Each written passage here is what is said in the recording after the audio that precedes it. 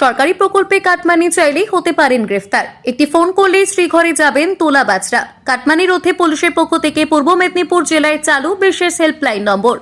বাংলার বাড়ি সহ সরকারি যে কোনো প্রকল্প পেতে বারবার কাটমানি নেওয়ার অভিযোগ উঠত জেলা জুড়ে।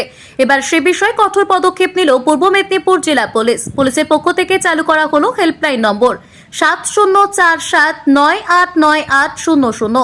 পরিচয় গোপন রেখে অভিযোগ করতে পারবে উপভোক্তারা। অভিযোগের ভিত্তিতে আইনি ব্যবস্থা নেওয়া হবে পুলিশ প্রশাসনের পক্ষ থেকে। প্রয়োজনে স্বতঃপ্রণোদিত মামলা রুজু করে তদন্ত করবে পুলিশ, এমনটাই জানালেন পূর্ব মেদিনীপুর জেলা পুলিশ সুপার মিথুন কুমার দে।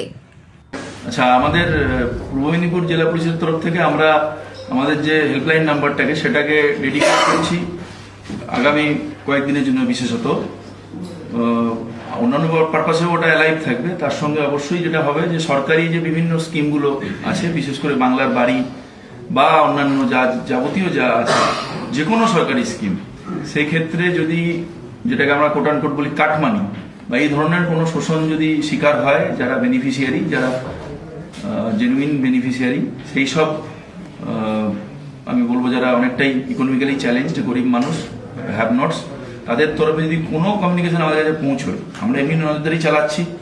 যদি সেটা আসে বা কেউ যদি একটু কষ্ট করে আমাদেরকে কোনো একটা অডিও ক্লিপ পাঠালেন বা একটা ভিডিও ক্লিপ পাঠালেন, যেই হোক, হুএভার ইট ইজ, এটা তার যা র্যাঙ্ক পোর্টফোলিও যেটাই হোক, যা দলমত নির্বিশেষে যাই থাকুক, political affiliation, they will be instantly arrested.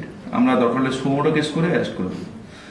All we need is some information and some ব্যাকআপের জন্য একটু এভিডেন্স, সেটাই বলার ছিল। ধন্যবাদ।